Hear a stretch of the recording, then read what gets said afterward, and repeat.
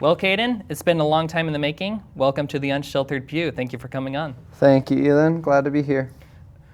What was the pivotal moment in your childhood that made you question your faith? I'd say it was probably more of a gradual process than maybe like a very specific moment. And also, I guess to clarify, I'd say, the form of Christianity that I was raised with is probably the thing that, I've maybe, I guess you can say, changed the most from or questioned the most. I think there are very strong forms of Christianity, at least compared to maybe the form that I, originally held, just because I hadn't really looked into it, into apologetics and just what things are more likely to be actually correct and a correct or more honest form of Christianity. I don't know, but yeah, I think one thing was probably having not really been around a ton of individuals who did not share, I guess, my faith perspective. When I went to high school, there were some individuals I interacted with actually. I was kind of trying to evangelize to some of them. So I guess just with the first question that you asked, the pivotal moment, more of a process. But yeah, I guess specifically questioning, I don't know, aspects of the faith I grew up with, maybe just that I realized in conversation with some individuals in high school who I was trying to evangelize to, that I didn't really know exactly what the reasons were, because the reasons I had weren't convincing these other individuals, or specifically one other individual who I was talking with. So I realized I needed to go, or wanted to go find more answers to those things, or to those questions, I guess, that he had, which I guess I'm not being super specific here, but I guess a lot of I guess the general apologetic questions, why can't something other than God be the first cause? Why with the whole I don't know, first cause argument, which I think is Aristotle's type thing, or Plato. I forget which, but yeah, that's fine. Why does it need to be God, and how does the natural order of things reflect God so clearly as certain verses in the Bible would suggest? So went and tried to look for answers to that in various ways, which led to reading a lot of different things online, or different actual physical texts. You began to research. Yeah, I began to research. Listened to a lot of God debates. Those are especially fun online with Richard Dawkins v. John Lennox and that kind of thing. But overall and I guess different atheist YouTubers like Alex O'Connor. Just to hear the other side, and there came a point, I guess, when I did realize, and I guess that there are a few other things that would fall in with the whole research and inquisitive process that I guess I was going through. One other key thing was I guess how one might be able to tell a difference between one's own thoughts, in one's mind, and the Holy Spirit, or God talking to you. And I talked a lot with my grandma about that, because she often talked about how she would hear God daily and instructing her to do various things.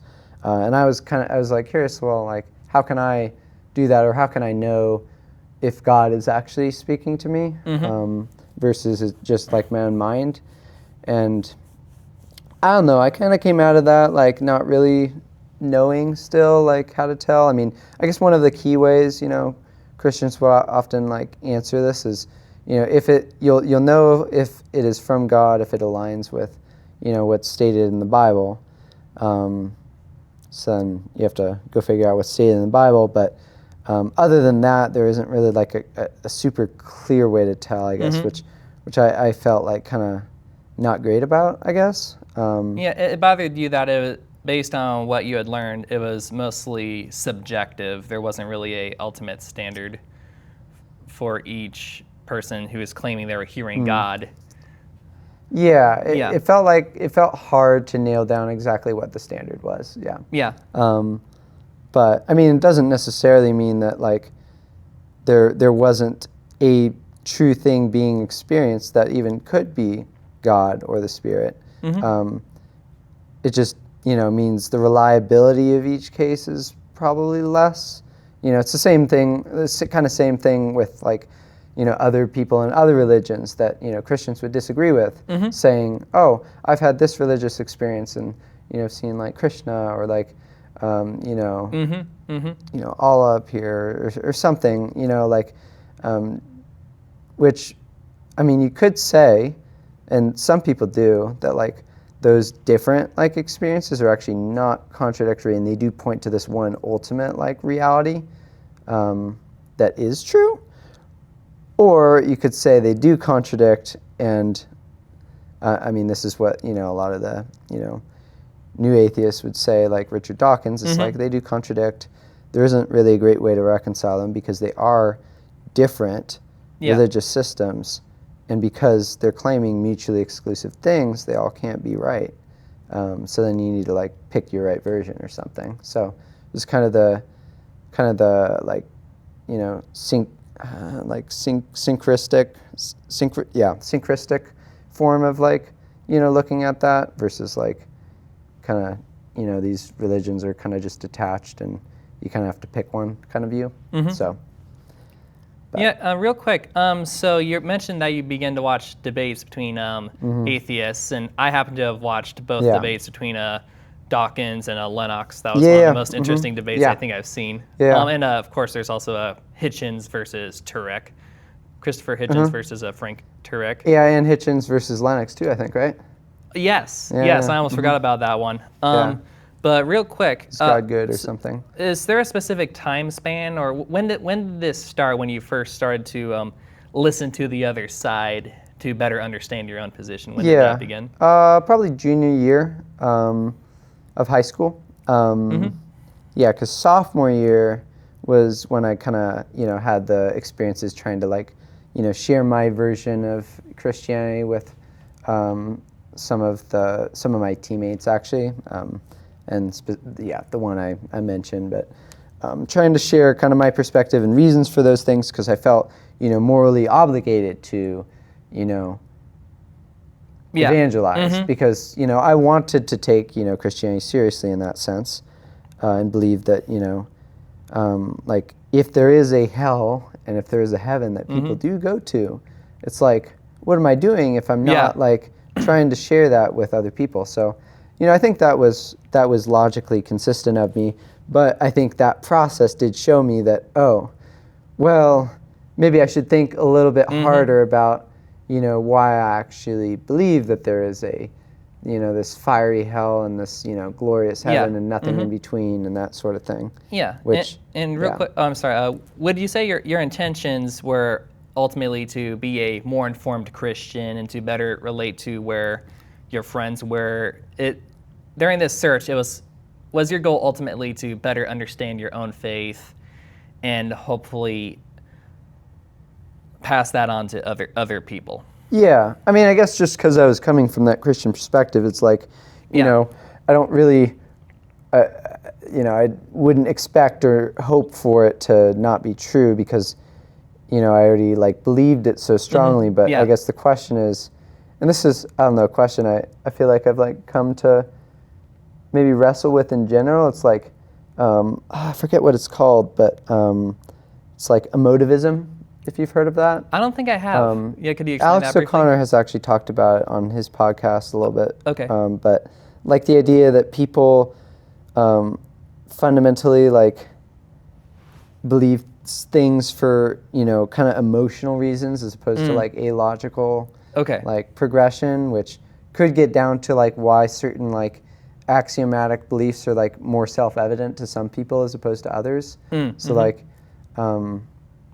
yeah, and like kind of relates to the whole idea of like what is a basic belief, if you're familiar with that, which is it's basically an axiom. It's like a belief that someone chooses to take that is not itself dependent on any other beliefs. I guess a simple example would be the universe is intelligible. You can make sense of reality. Yeah, I mean, I guess that's something you can't really prove. I guess if you're not, working up to that based on like other things. Yeah. Which, it's like, what does come first? Like, that's the big question. Yeah, it's the same idea behind mathematical axioms that the rest of math is based on, but these are more philosophically based, I guess. Maybe, it gets tricky. Yeah. But yeah, sorry, what was your original question with that? I forget. Okay, so the original question, and I love this, first of all. There's a lot of thoughts, it's hard to even keep track of them all, but the original question was, what was the pivotal moment that led you to question the Christian faith of your childhood? And I mean the question, sorry, you asked before. The question before? The recent question, I forget what that was the, the question before. Yeah, it was about the... if I remember correctly, it was your... axioms or something? Oh, yeah. Oh, shoot. I know I asked you what your... Okay, maybe we don't remember, but I remember you asked about... let's just move on. Okay.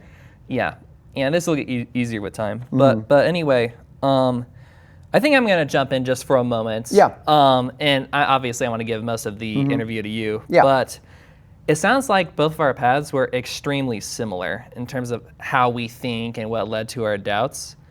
I'll quickly add... Oh, yeah, okay, that's where we were. You were asking about what my expectations were. Go ahead.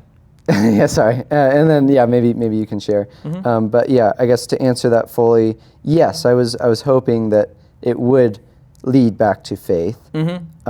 Sorry, I guess I got on a tangent with the emotivism thing of why people do believe things. Keeps the interview interesting. But you're good. Yeah, I think I did want it to ultimately lead back to confirmation of my beliefs, because that generally feels good when what you have already held does turn out to be true. I feel like this is probably a pretty common experience among people. But I guess also, though, I did want truth. Like if Christianity was not true, I wanted to be open to that. And I guess, based on your videos on your channel, like it seems like you are very similar in that extent. Like you wanted it. Yeah. Wanted in your initial journey to find a true Christianity. Yeah. But something I could back up with reason and logic. But you're ultimately more interested in truth. Yeah, no matter how, I think I explained it in the video like this, I ultimately valued truth more than I valued comfort. Yeah. And that's why during this whole deconstruction phase, I was very upset, angry, and I was not comfortable. But I couldn't just, some people are capable of just kind of pushing those doubts aside and just going along with what they believe, I guess more for a practical, emotional, mental purposes, I guess, mental health, stuff like that.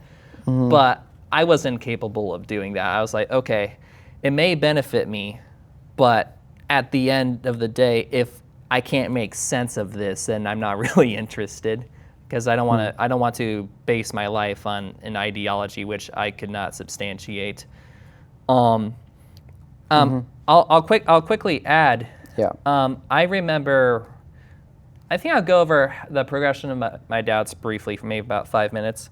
But I remember, I think the first time I began to question apologists directly was, I remember in our homeschool co-op, we watched Evolution versus God. That was a film made by Ray Comfort from Living Waters. Okay, I think I've seen that. And as a child, I think I was half in and half out. I thought it was interesting, but I think even from the age of 10 or 11, I realized that his arguments were very surface level, and I'm going to paraphrase. Ray Comfort's. Yeah.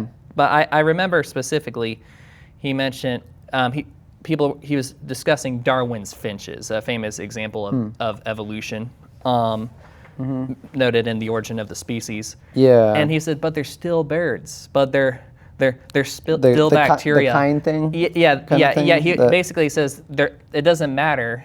Because they're still birds. Exactly. Ken Ham and, of course, Ray Comfort. And the first thing I thought, well, wait a minute.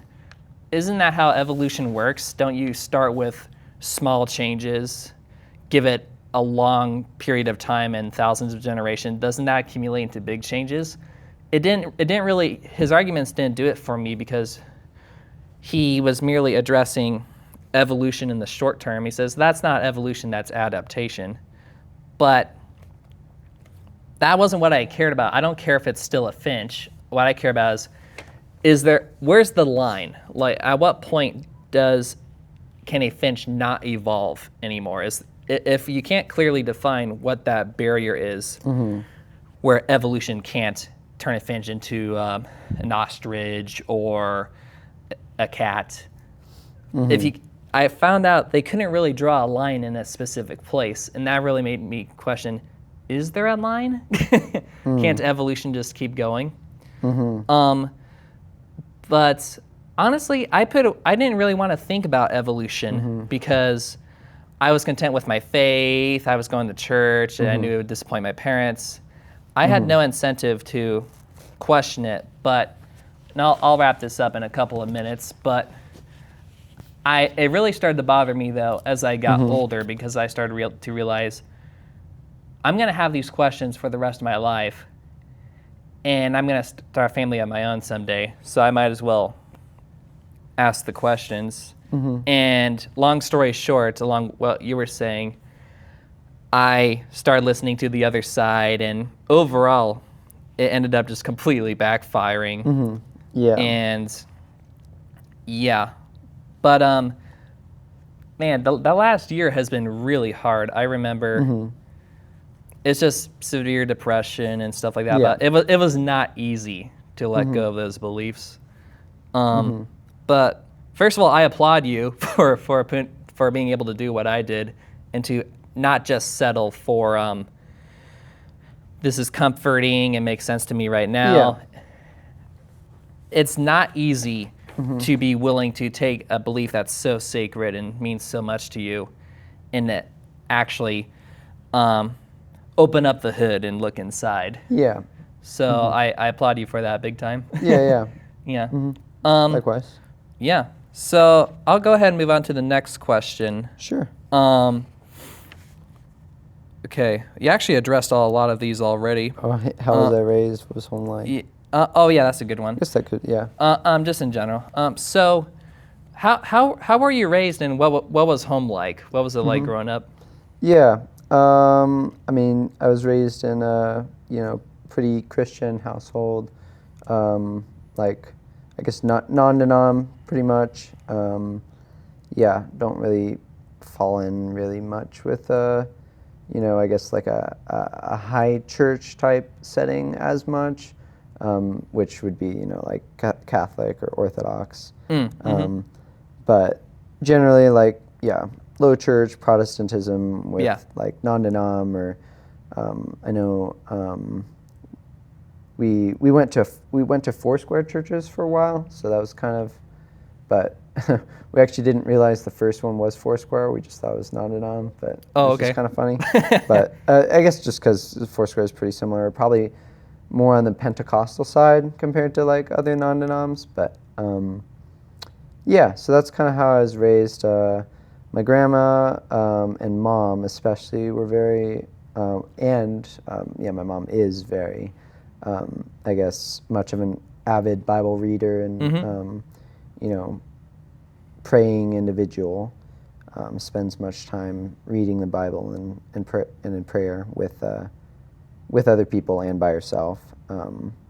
Tries to take those kinds of things pretty seriously.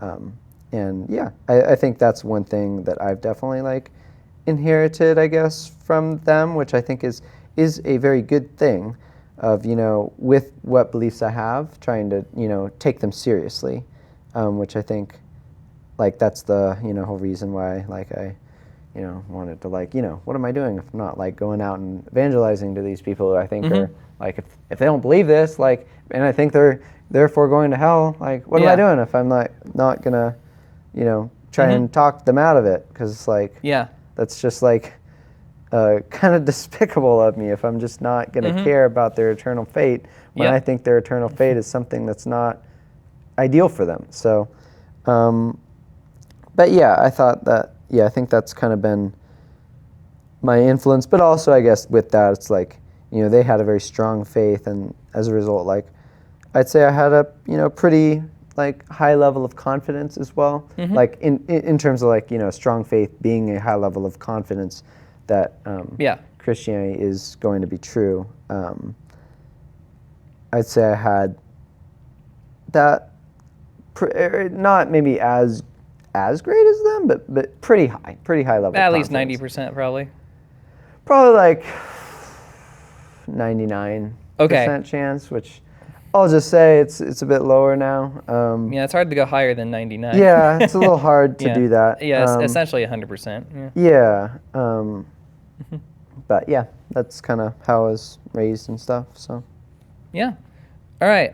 Since you brought up family, do they know that you've been having questions? Have you talked to them about this? And how's that? What's that dynamic like?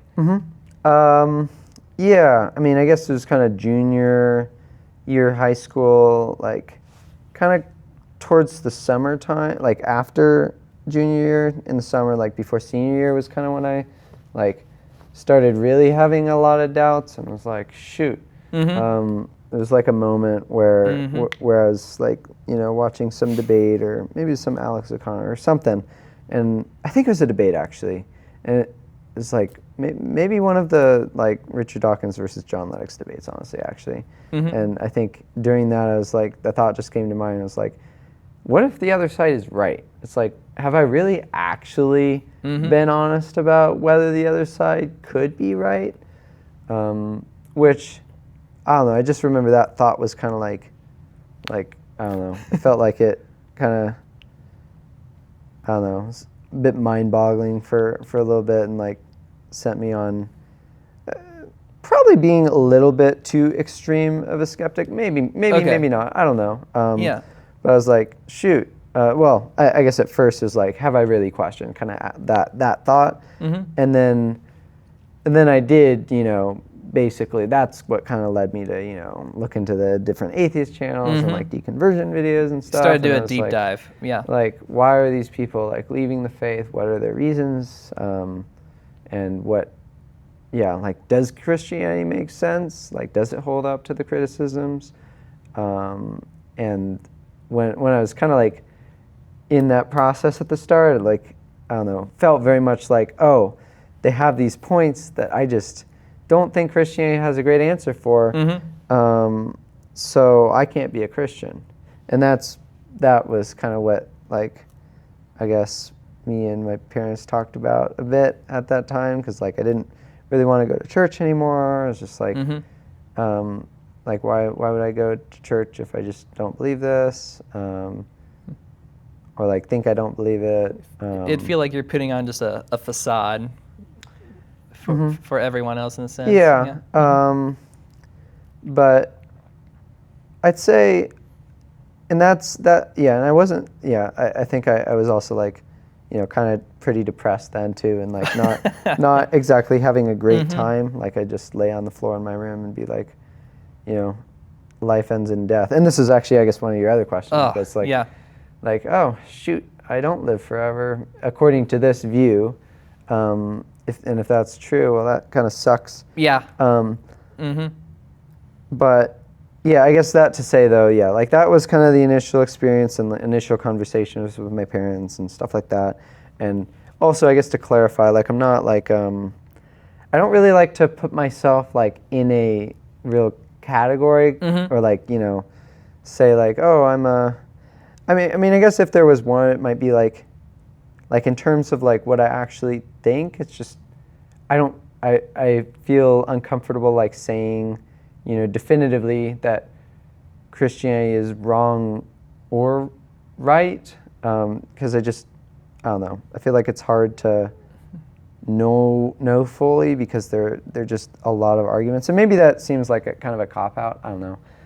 No, I think there are forms of Christianity that are probably wrong, but there are more educated forms of Christianity that have a higher chance of being right, or just theism in general. Like even if Christianity is like not a accurate way of describing the universe, like could there still be a God? Like what do we even mean by God? It's like the classic Jordan Peterson question that like is so annoying, but like is important to ask because people have these different meanings that they actually think of when they think of God. So yeah, real quick, I'm curious if you feel the exact same way as I do, but yeah, something I noticed is when I was questioning my faith and ultimately lost my faith, it made me question everything. It made me question everything else, like, am I on the right track with politics? What else is there in life? It feels like I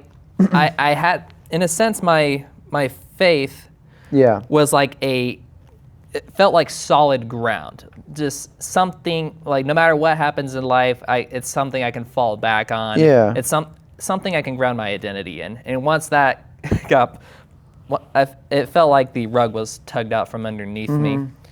So now I'm doing a deeper dive into politics. Like I've been listening to Bill Maher, listening to the other sides, and it's made me. And I'm going to tie this back to what you said about you not being comfortable saying Christianity is wrong or right or true and not true.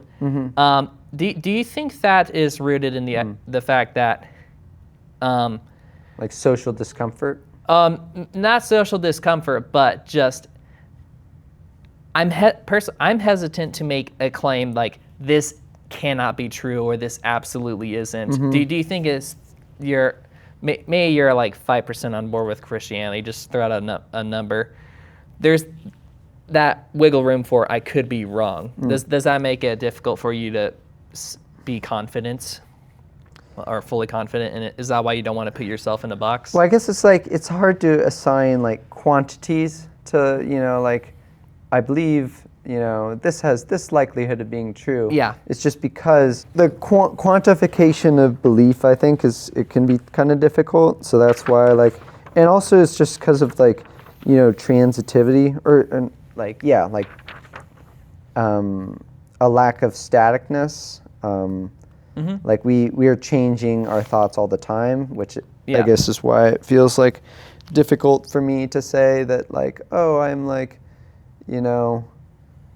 not a Christian or a Christian or whatever, because it's like also the question to what extent do we really know ourselves? To what extent do we even really know what Christianity is? To what extent do we even really know what it means for the world to exist without a God or what a God is? It's I don't know. I guess just kind of becoming more aware of my ignorance, I guess. And philosophy has done a great job at this, which I'm majoring in, by the way. Oh boy.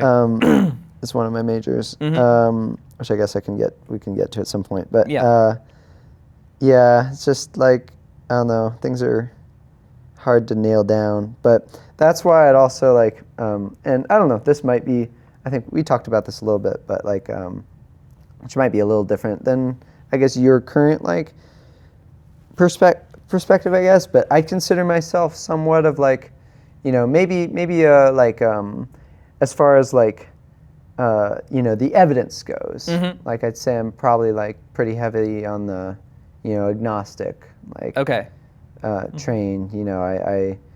It seems at least the classical conceptions of Christianity, as I would understand them, I'd probably assign them less than a 50% chance of being true. Maybe lower. I don't know.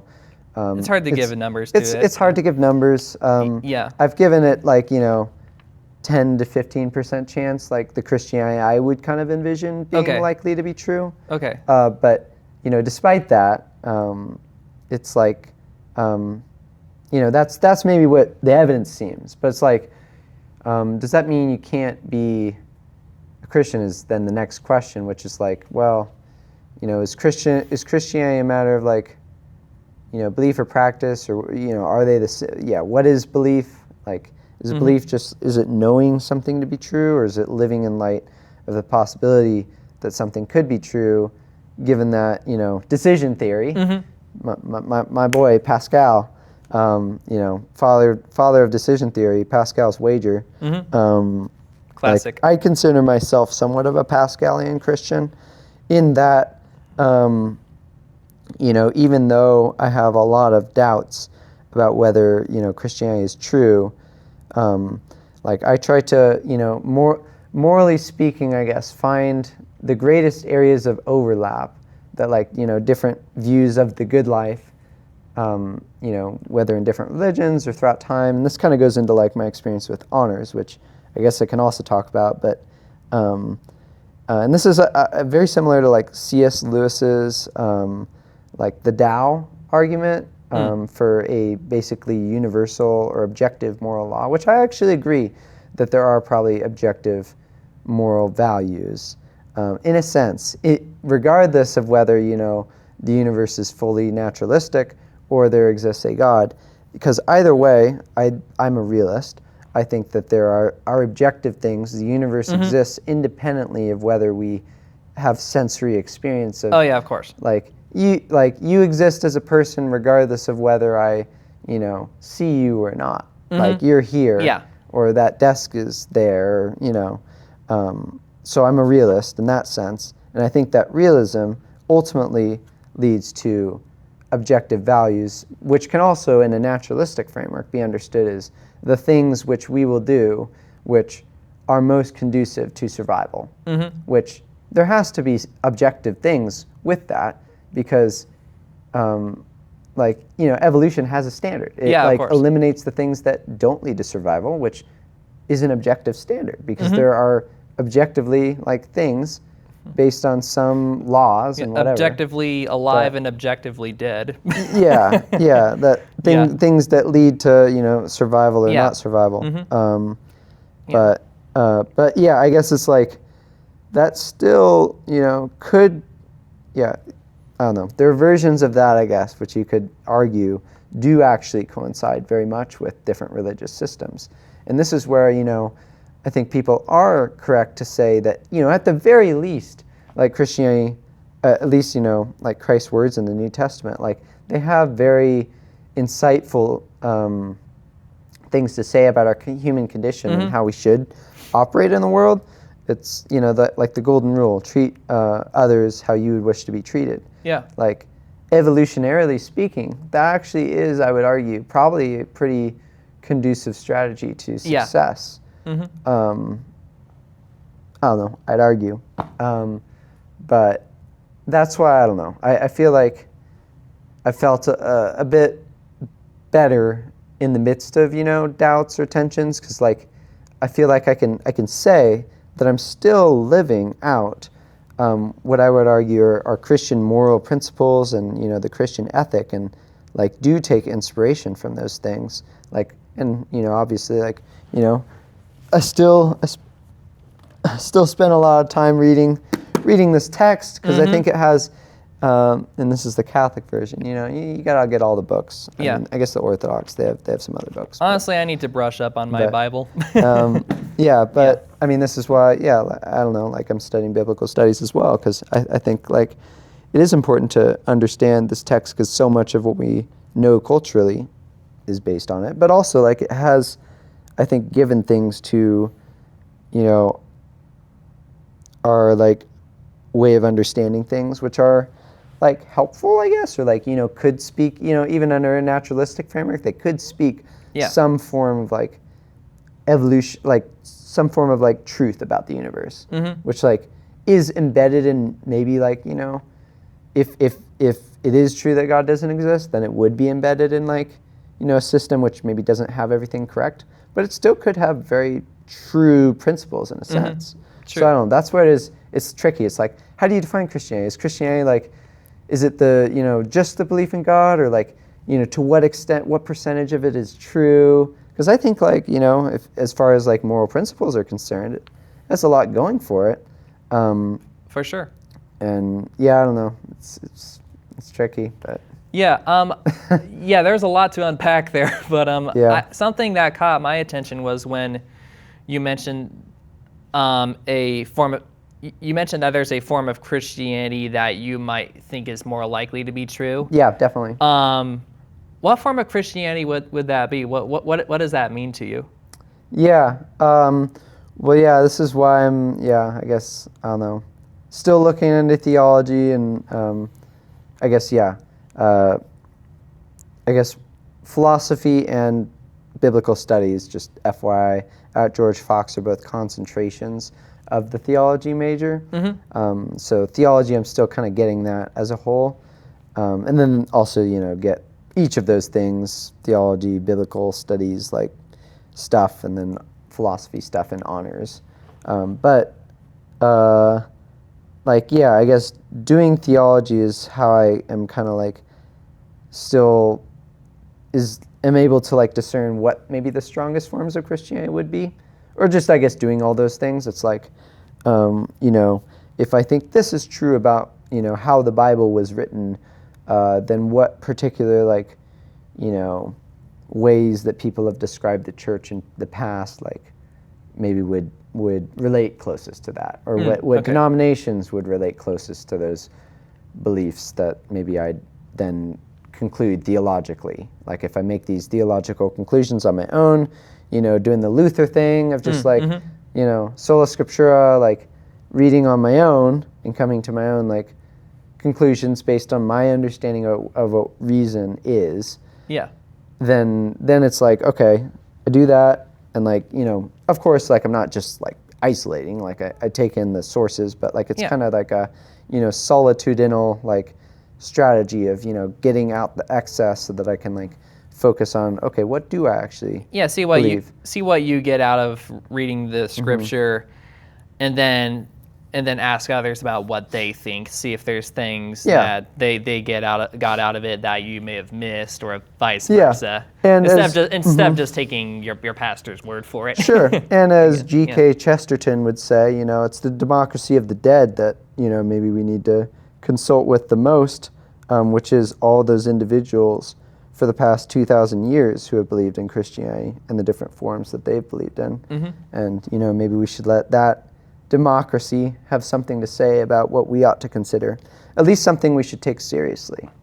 Because, I mean, like, I don't know, like religion has defined, I guess, like society for a while. And there aren't many, like, you know, I guess, like, non-theist individuals, maybe would be a good way of putting it. Yeah, non-theist or non-religious like ways. At least in the West, maybe, I guess, specifically non-Christian or atheist individuals until, like, you know, kind of the Enlightenment and like stuff like that, which, I don't know, I mean, I guess it's like, they do have a lot of like stuff that we should at least take seriously, maybe. But then again, maybe we shouldn't like just value the democracy of the dead just for the sake of valuing the democracy of the dead. I don't know, because perhaps we are more informed now, and, you know, we should give more credence to a developed science. Yeah, I mean, I would put up ancient people. Okay, I would put up a count. Yeah, there's a lot of things we don't know. That's for sure. But something I would bring up is sure, we may be more informed now than society was 2,000 years ago, but there's also this other aspect going on where people interpreted Christianity in a very different way, and their customs were extremely different 2,000 years ago. So while we may be more informed, and you could make a case that a modern form of Christianity could be better or more true because we know more. We have more transcripts, we have more information. I mean, that's the whole argument of Protestantism. It's like every new denomination, it's like, we are the primitive Christianity. Like, but maybe not, Or you could go the opposite direction and say, the people who founded this had a much better idea of what they meant when they were writing it down and practicing yes. it. Yeah. So, I mean, they were obviously closer, so we should probably trust them a little bit more. Yeah, I mean, you can make a case either way. Like, we're Yeah. more informed, and we have a more cumulative case now. Yeah. But then on the flip side, ideas can degrade and get misinterpreted with time. Okay, well, speaking of democracy of the dead, I guess we could get a little more morbid or controversial in our conversation. Yeah. How have your thoughts on death changed? Yeah. And were you more bothered? Are you now more bothered by the idea than you were before? I think I was probably pretty bothered by the idea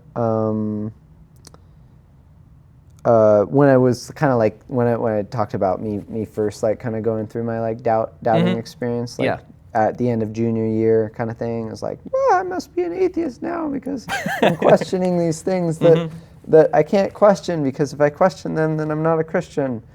So then I was like, well, if that's not true, because I just like, if I disbelieve one part of it, then it's like, House of Cards, like everything falls down.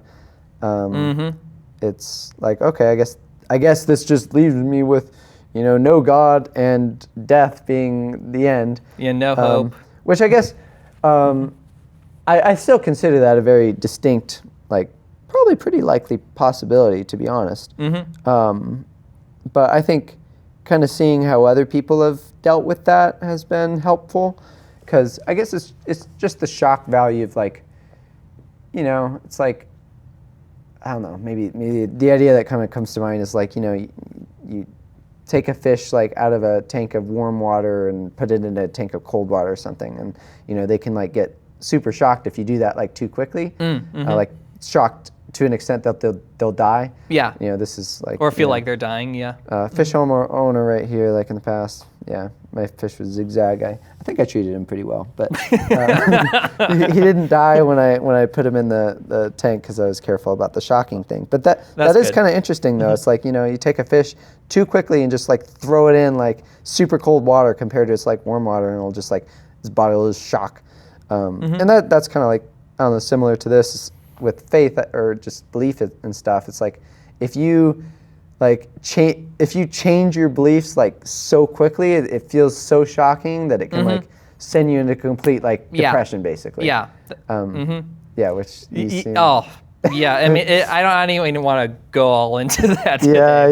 Yeah. But I'll just keep it general. But I was in a very, very, very low place. Yeah, that's. Fortunately, maybe I'll cover that in another video some other time. But obviously, I'm doing a lot better now. Yeah, that's good. Not 100%, but like I have a zest for life, and I can find meaning even if it's not objective meaning.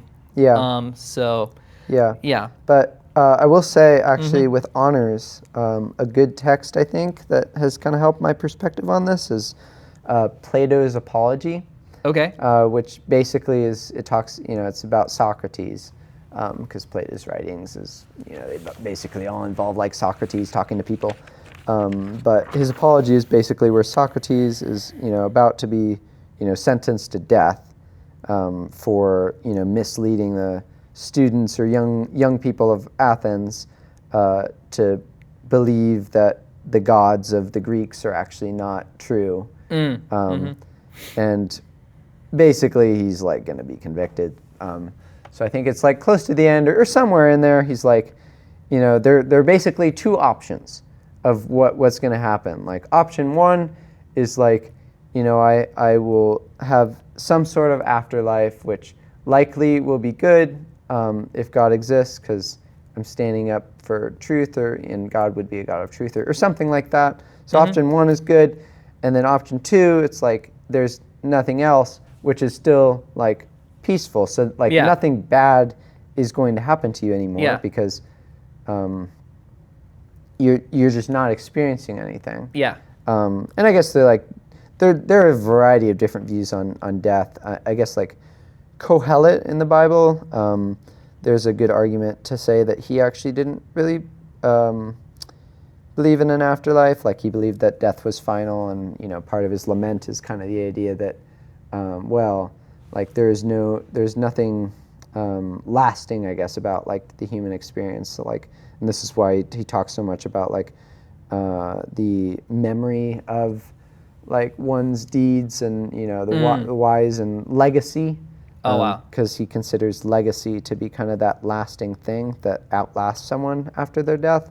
Oh, but not consciousness itself, but their yes. memory lived through people who haven't died. Yes, okay. yeah, it's like what they interesting. leave behind is kind of the thing that like could make something meaningful, but Kohelet is like, well, actually there is no remembrance either to the wise or to the fool, so we're all kind of screwed with heaveness.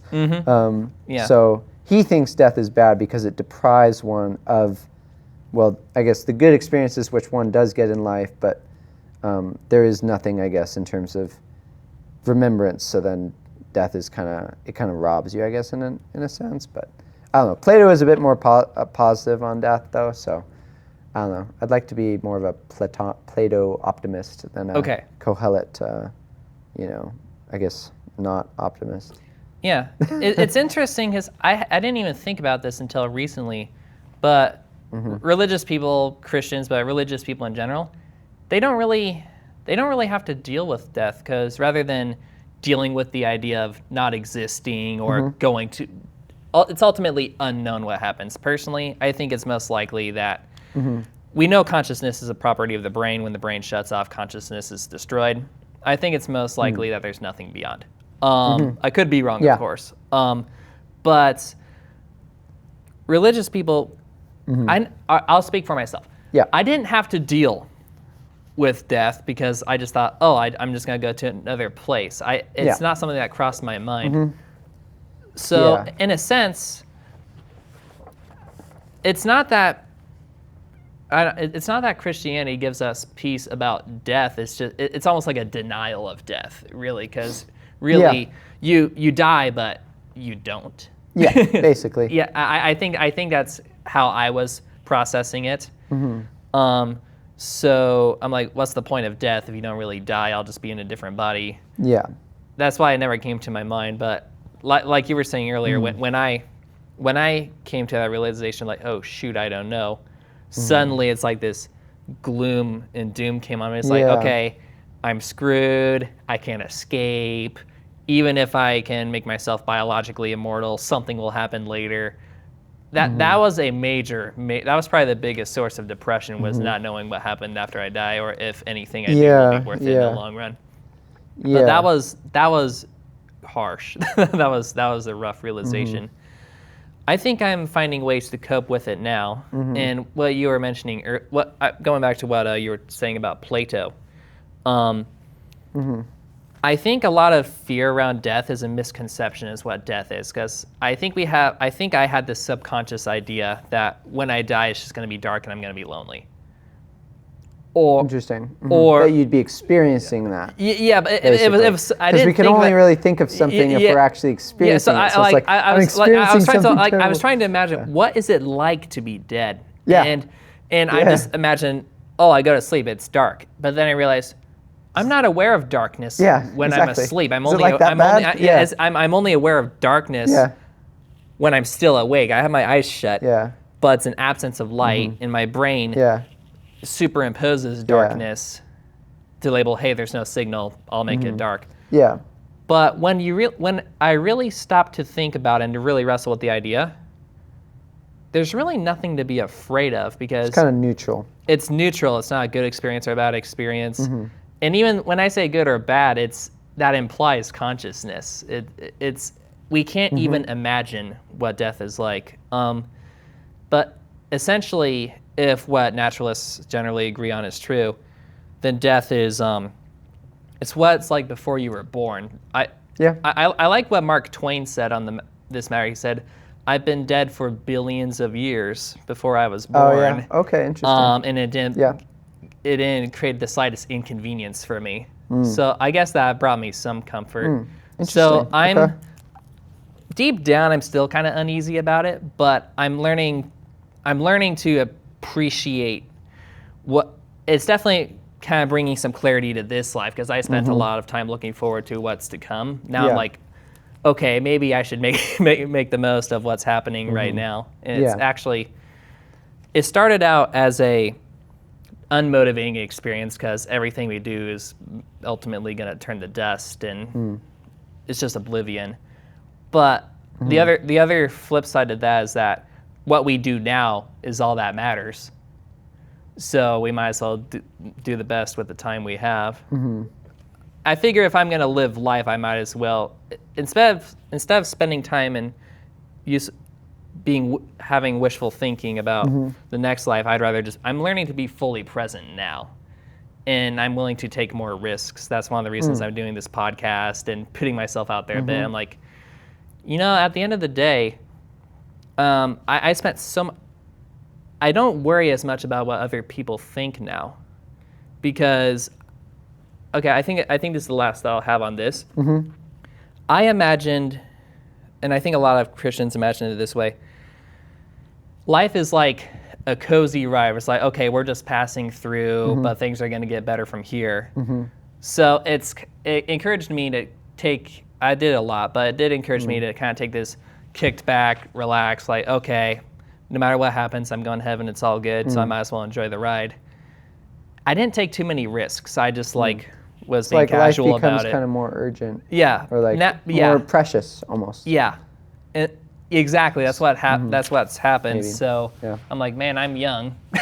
Yeah. If I'm gonna, I want to do something more with my life. It matters to me more now because I'm not guaranteed a second chance. So I guess that's where I'm at regarding death. Yeah. But I still have a lot of time I'm still thinking about a lot of what just happened. I'm still kind of in a process of shock regarding how my beliefs changed. So we can cover. I'll be talking a lot in further future videos. But anyway, let's get back to you real quick. I can say one other thing about death too, if you'd like. Go for it. I was just going to say too that under a naturalistic framework of death, you can also kind of if one was to go that route, and this would actually, because I guess the trick is not creating emergence between Christian, I guess, kind of thinking about this and naturalistic kind of thinking about this, because each needs to exist in their own framework, I guess. So if Christianity is true, I guess afterlife, cool. But then if it's not, then you also need to say that this desire I have to live forever, well, that might just be kind of a what do you call it, a carryover of the evolutionary urge to survive and propagate, which that's all it is according to that framework. If you're thinking about it only in the naturalistic framework, well, that's what it is. It's just you can just explain your desire for something beyond, not as the idea that something beyond needs to happen. It's just that you have this desire of preserving your life as long as you can, because that just benefits the survival, and flourishing, I guess, if you say evolution predicts for flourishing as well. Yeah. The best. So I don't know. But I don't know if you have any thoughts on that. I think you summed that up perfectly. And this goes back to Dawkins' idea of the selfish gene, where ultimately, I'm paraphrasing. I need to actually read his book, The Selfish Gene. But from what I understand, the idea is that ultimately we're gene replicating machines. And like you were saying, having a fear of death is just going to make an organism fight harder to survive. And I'm going to go a level deeper with this. I think it was, I'm not going to quote anyone. I don't remember who this was, but I heard that this is a pretty dark idea, that hope is ultimately an instinct and an illusion. Because the idea of hope, it implies that there's something permanent or better that you can always work towards. But I guess on the grand scheme of eternity, maybe there is ultimately no hope. I mean, I guess it depends on what you're hoping for, maybe. Yeah. Because there are things that you hope for that actually do happen. True. And then they're kind of maybe it's just it's helpful that we want to preserve ourselves. Yeah. So then there's nothing that really like, inhibits that from like becoming full blown into, well, I just want to live forever. Because technically it would be evolutionary maximizing if that would happen. Yeah. Because we want the species to live as close to forever as we can. So it then becomes very similar if the individuals just live forever, then it is the species living forever. True. Yeah. So. Yeah. And that's something else I thought of too is saying there's no reason to live unless you can live forever. I don't know. The more I think about that on the feeling better now on the other side of that hurdle, it almost sounds sad. Like I can't find joy in life unless I get everything I want and it ultimately goes on forever. The more I think about that, the more I realize maybe living forever isn't that great. I mean, maybe we're going too deep into this subject now. We should probably... That's good. This is kind of similar to what Richard Dawkins actually says about it. He's like, maybe I could do 200 years, but... that was on his interview with Alex O'Connor, right? On death or something. But he's like, well, I wouldn't want to live forever because I forget exactly what he says, like get tired of it, basically. Yeah, I was listening to Stan Lee. He was being interviewed before he died, and he mentioned that he said, living forever might be fun if my friends and I could also live forever, but I wouldn't want to live forever if that meant seeing all my friends die, making new friends, having them die again. Yeah. But it kind of becomes depressing. And what amazes me, and I'm kind of inspired by this too, is his attitude toward death was amazing. He was asked, so do you think you go anywhere when you die? He says, nah. And he says, so does that bother you? He's like, nah, not at all. So he sees it as kind of like a peaceful experience. Like he wasn't even slightly fazed or bothered by the idea.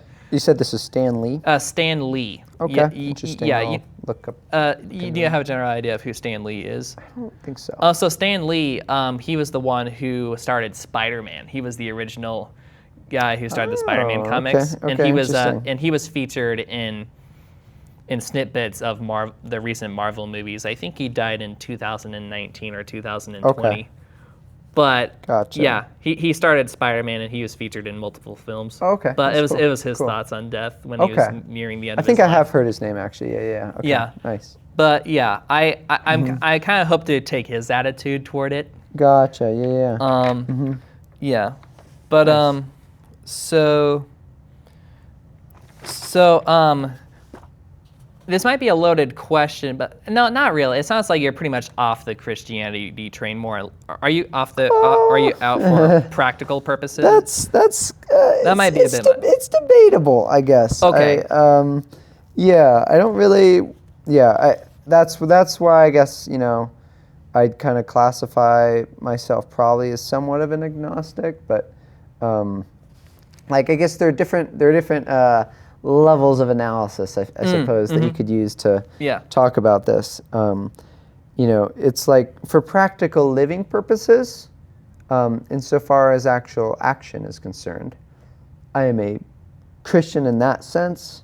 Like I still like to bet on the possibility that the Christian God does exist. Okay. So I still do Bible studies with my friends. The one thing I don't do as much, and this is, I guess, the Bible study thing, that's kind of church for me. That's kind of how I understand church in its most true form, I guess. And maybe this is kind of my own non-denominational Protestant-ish take of what seems most close to primitive Christianity, which I'd say that if Christianity is going to be true, it's going to value truth above all else. Yeah. And I guess truth then predicts good action, because if you know what good action is by knowing the truth, then that enables you to do it, because it's hard to do it if you don't know what it is by then knowing the truth. But I guess I still do Bible studies. I still pray. And I still talk with believers and, engage in different Christian communities and groups and stuff, and that's like in the possibility that like, my, God in general, like in theism, does exist. Because also like prayer is still like a thing I guess you should probably maybe do if like theism is true, regardless of whether Christianity is true. Yeah. And then I guess, like in the case that Christianity is true, well, like, yeah, that's good too. And like, studying the Bible and stuff to fully understand it. So, and a lot of my moral principles, I'd say, are pretty similar still. Like giving to the poor and like treating other people well, the golden rule, kind of stuff I talked about a little. So like that's the practical bit. Yeah. In terms of the actual like evidence bit, that's where I kind of said that maybe I'd say like the form of Christianity that I kind of understand like Christianity to be, maybe we'd have like 5 to like 15% chance, like depending on how narrowly I define Christianity. Because also like people define some people say like, oh, you're a Christian if you just believe that like Jesus died on the cross and rose again and he's God, and you're putting your faith in him. And that's like a pretty simple form of Christianity, which maybe would be closer to like 15%, maybe 20, maybe more. I don't know. Fewer conditions, it's going to be more likely. It's hard to categorize it, but also like then you get into like the specifics, and it's like, okay, well, does anything else like need to be true? Like, do I have to believe maybe that Jesus' takes on the Old Testament are a certain way, or we should understand the Old Testament in a certain way, or New Testament in a certain way, and have all these other doctrines that we need to believe in? And then it's like, oh, okay, then it's maybe a more narrow kind of view, so like 5% or whatever for me, I guess. Okay, but, when you begin adding more conditions, the likelihood of all the conditions being true is diminished. Yeah. Does that help on that question, I guess, the practical versus like the actual like, what do you call it, like epistemic belief kind of realms? Like practically, and this is where this is where I guess I kind of fit the two together and call myself like, a Pascalian Christian. Yeah. But then, maybe epistemically I'm an agnostic. Okay, that makes sense. Which is maybe it's kind of complicated. It sounds like you've had like epistemically I'm probably pretty similar to you. Okay. Maybe just like in a practical sense, like maybe we would, I don't know. I guess it's hard to define. Yeah, it's interesting because I think you and I have a similar idea. We think in a similar way, but you have more of the philosophy and theology background. I think you've pinned down your thoughts more clearly, and you've had more time, like I guess, splitting them up and unpacking them. But the practical part of Christianity, what's interesting, you mentioned that you still pray. Yeah. I'm definitely not in the habit of praying. I don't think it's a natural instinct, but out of curiosity, I've prayed even as I consider myself an atheist, but I guess I guess a term everyone could understand better is more of an agnostic, where I reject the premise that God exists because I don't find the evidence to be suiting. But I'm not saying God cannot exist. He absolutely doesn't exist. I just it's a rejection of the idea until evidence is presented. So anyway, that's what I mean when I'm an atheist. So as an atheist, I prayed and was amazed. I'm amazed how much peace it gives me. Even as an atheist, I don't even believe in Christianity as written anymore, or hardly at all. But a lot of those effects and those emotions are still there. Yes. And that's something, I don't know if you've ever listened to Britt Hartley from No Nonsense Spirituality. Britt Hartley. Britt Hartley, no. Britt Hartley.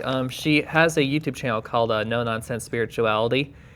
And that's something she's mentioned before, is that you can still find peace even when you pray. And she has a great breakdown of how to deal with nihilism and depression. She was a former Mormon. I'm not going to summarize her whole channel, but if any of you are interested in listening to her, I would highly recommend listening to Britt Hartley, and I need to do that more myself. She breaks this stuff down really well. But I was also listening to Dan Barker.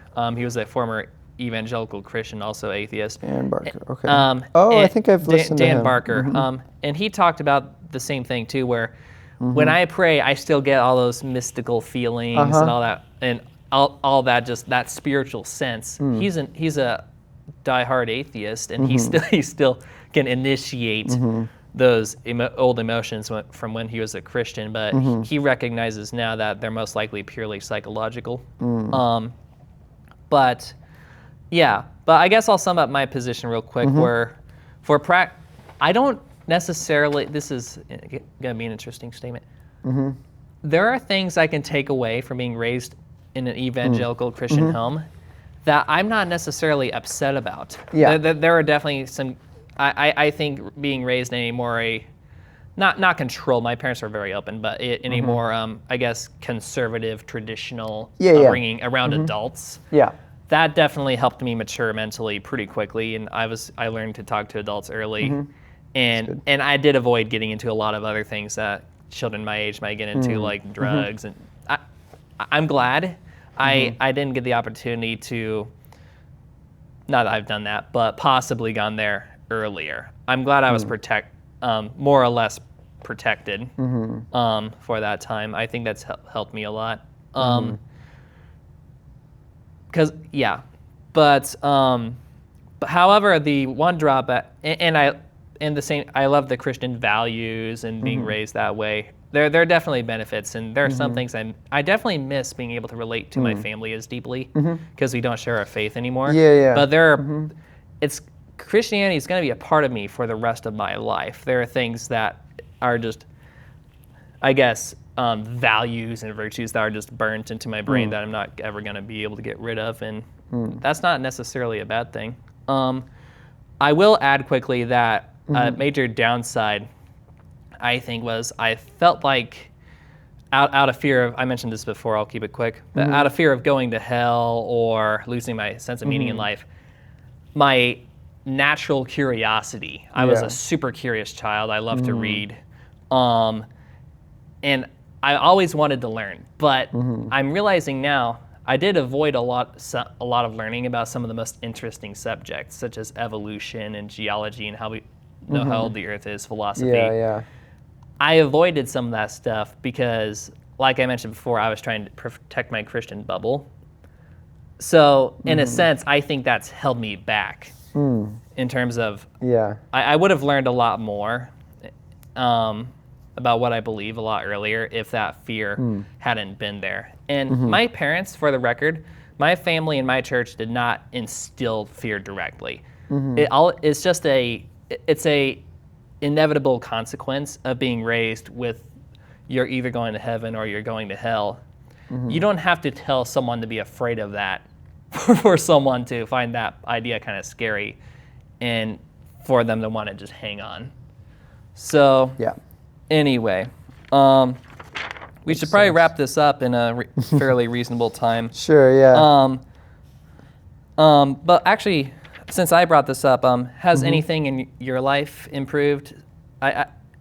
Has anything in your life improved in me in terms of how you believe or how you carry yourself since your doubts have happened? What are the pros and cons? I think so. I think the biggest one is, I guess with the whole idea of, like you're saying, like just with the unsheltered mind, or just kind of, unabashedly advancing into the realms of, inquiry where, there might be truths that you haven't yet considered. I think it's a very, good thing to do.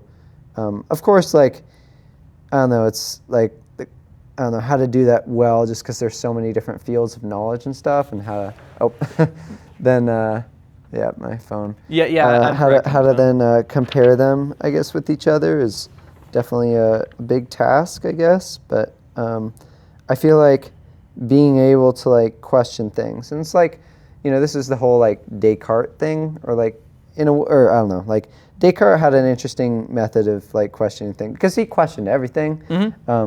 There's the analogy that like, he has a like basket of apples, like where the apples are like certain beliefs, and like some are rotten and some are like good.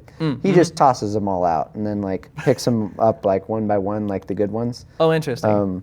Which is kind of the, I guess maybe could relate to as a good analogy for deconstruction. Like, you Okay. know, like you throw out all your like current beliefs, and then you're deconstructing your framework of how to understand reality. It's easier to reconstruct your framework by first breaking it down, and then sifting through each belief individually, and reintroducing them or tossing them out, versus trying to organize your beliefs or the apples while they're still in the basket. You have to sift around. It's harder to see, and they're all related to each other. Yeah, which can be kind of an arduous process, though. And it's not comfortable. But I guess the thing is, though, that was interesting with him is he kind of had like a basic kind of structure of like, okay, like these are like, you know, I have a few apples that are like good or whatever, and I kind of have that like a core structure of, you know, how I live and operate, like sort of while I'm like fixing things, I'll like kind of have this base structure while I kind of do that, which I don't know. Maybe that is kind of hard to do because you're kind of shifting your beliefs. Well, I don't know. I see why you're getting at. It's kind of like a default that you kind of go off of, like autopilot. Yeah. Like this is living autopilot. While I go figure out my life, I'm just going to act this way. Yeah. Because this is like, this will get me by while I'm like, you have to keep some of that on board, otherwise you're not going to be able to function. Okay. It's like, like with a plane, maybe that is a good example. It's like, okay, put it on autopilot, and then I go like fix the engine while it's like running or whatever, you know. I don't know. But anyway. Okay. But yeah, inquiry into truth. That's probably the best thing that's like improved, being able to like question things and look at different fields of knowledge. Yeah. And not feel afraid to do so. Yeah. That's been a big plus for both of us, I'm sure. Yeah. All right. So if there's anything you would like to tell Christians who are currently experiencing doubts about their faith, what would it be? I think press into what those doubts are, why you're having them, because if there is a strong form of Christianity that does exist, it will be able to meet those doubts and answer them well. And I think like there are like many good arguments. I'd say like, you know, Christianity or general theism like could still have going for it, like I don't know, the teleological argument or the fine-tuning argument are still some of the most like compelling things for me that I need to think about regularly is, you know, kind of, you know, to push back against like, you know, the critiques I would have of belief. Like it's again, like living in that tension. Like I think truth does point somewhere. But yeah, like it's, like if you are going to have the strongest form of Christianity, you're only going to have that strongest form of Christianity if you don't dismiss the doubts and fail to look into them, but you'll be stronger if you like look into the doubts. Look into what the atheists or, you know, the other side who, you know, has those critiques of Christianity, what they actually have to say. Don't just straw man them, steel man them, like give them their best argument, and then see if you can meet it. And if you can't meet it, well, then it might be a valid critique of Christianity that you should consider. But if you can meet it, then, well, good for you. You've created a stronger version of Christianity. Like, you can't lose either way. I can't think of a better way to phrase that. Okay. And if you and this is kind of a purely hypothetical question I thought would be fun to throw into the mix. Maybe a little heretical or something. This might be a bit much, but it'll be fun. I can help myself. So, if you had the choice to guarantee that Christianity is an accurate model of reality and is reality, which aspects, and I'm thinking more like traditional, like sola scriptura Christianity, I guess. Right? Okay, let's just go with your Protestant version of Christianity. Which aspects of that being true would excite you and make you happiest? And is there anything about that being true that you would be disappointed by? Yeah, I'd say living forever. I mean, you know, I think despite the Richard Dawkins idea of like, you know, I'd get bored, I don't know if I'd really get bored.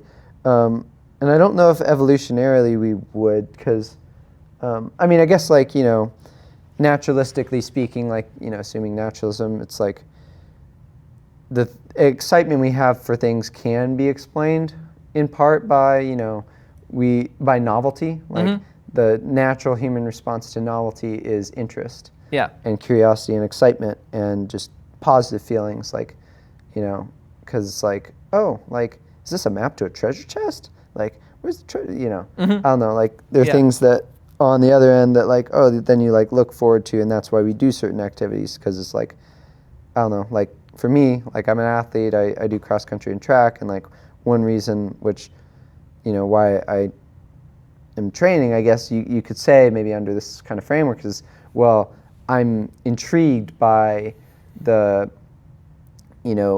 what life would feel like and be like to be at another level of like fitness, because you don't really truly get to know what that is until you actually experience it.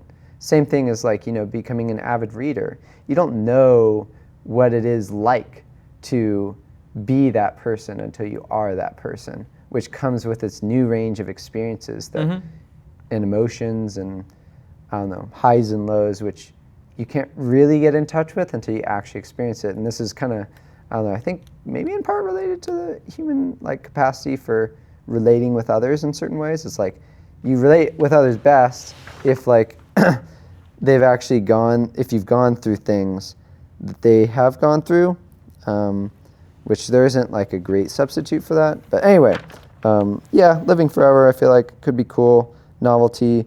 I think the idea of like an ultimate love and an ultimate loving being is pretty neat. And I guess, I don't know. And I guess in terms of disappointed by, I don't know. This is an interesting one. I feel like one of the things I could see maybe a lot of people disappointed by, not me yet, because like I'm not married or anything, but the idea that there is no marriage or like giving in marriage in heaven, which is kind of a pretty solid Christian doctrine. It's like, I have, like I guess spouses who are like old, who lose their like husband or wife in their old age or something.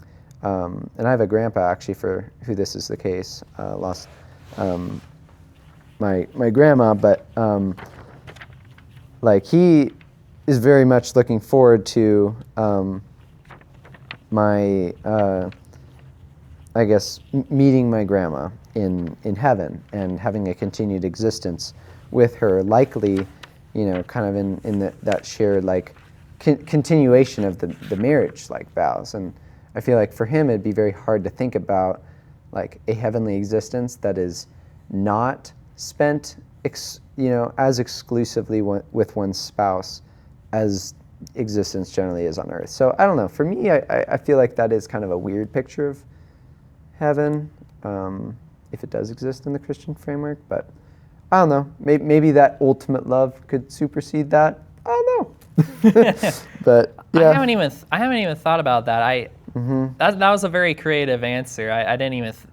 I don't think Christians even think about the idea of marriage or a lack of marriage in heaven very often. I don't think so. I'm sure you had to give that some thought. I've thought about that. Just I don't know, because I don't know. I've thought about like marriage pathways. Like, should I get married, or like how would that look like under a naturalistic versus a Christian framework? Considering which one is true. But okay, I don't know. It is interesting. All right. So. Yeah. Last question. You've been an amazing interviewee. Well, you've been a great host. Thanks, Elon. Yeah. All right. You're very welcome. You're very welcome, Caden. Is there anything specific which you would want the audience of this podcast to take away from this episode? I'd say, just keep questioning. And I guess I didn't get to like touch on it a whole lot, but I guess just different fields of knowledge. I think that's be curious about the things you haven't yet engaged with. Like, I don't know, if you're majoring in like math, or I mean, because most people, if they're in college, will major in something. It's like, if you're majoring in math, how about you see how that mathematical truth could relate to the humanities and what they have to say about reality. Or if you're majoring in like English? Why don't you like go do some science and like do things you aren't yet familiar with? Because what I feel like people nowadays have so much of a tendency to kind of like specialize and narrow. It's like this is like I don't know. I feel like kind of a negative. I don't know. It can be a good thing in certain ways, but like ultra specialization in like kind of modern society is like, you do this, you do this, you do this. You become this cog in this wheel that does this function. We've kind of like moved away from the whole idea of the Renaissance man or the Renaissance individual who kind of dabbles in all the things. And it's like with math specifically, like I'm studying math, history, and then theology with the double concentration as my range of study, and then also honors at Fox. But so I've kind of gotten that experience of like getting to dabble in all these different fields, and it's been intriguing how they relate to each other, because like I'll be doing math over here and like real analysis and like some Cantor stuff with proving that the reals are like more dense or larger than the naturals, or that there isn't a one-to-one correspondence between them, or that there are like different levels of infinity, also kind of a Cantor thing with the power sets. And then we'll talk about that in philosophy of science and like how that relates to God, and it's like, oh, okay, interesting. And then we'll talk about philosophy of language, or and then you can only do that if you like ground that study in history. What have people said about this throughout time?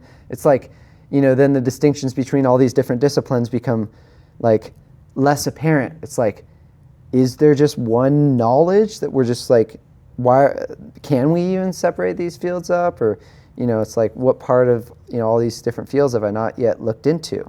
So I don't know, I guess that's kind of my thing. It's like, look into all the different fields you can, because you never know what is in another field of knowledge that maybe you think is not your field, but maybe it would actually help you understand your field better. So I don't know.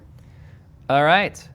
Well, that's a wrap. And I actually did get you a gift for your time that you've taken out of your life to hop onto this podcast. Spent a good amount of time. All right. I figured a $40 Chipotle gift card would be a reasonable... Chipotle? Yeah. Oh my gosh, I love Chipotle. Okay. That's honestly very... Yeah, that's cool. I figured it'd be a better spend than a Dutch Brothers gift card, which almost everyone gets for someone on their birthday. So, I really appreciate it. All right. Well, Caden, thank you so much for taking the time to be on this show. Yeah.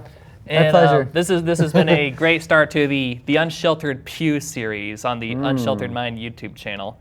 By the way, if you haven't already, feel free to subscribe to my channel, and there will be a lot more to come after this. I'm just getting started, and I can't wait to see where this journey takes us. And you got to start us off pretty much. So Let's go. All right. Well. All right. Well, have a good day. That's a wrap. Let's get this over with. I got to get to work. All right. Yeah, I got to be working an hour. That was pretty good.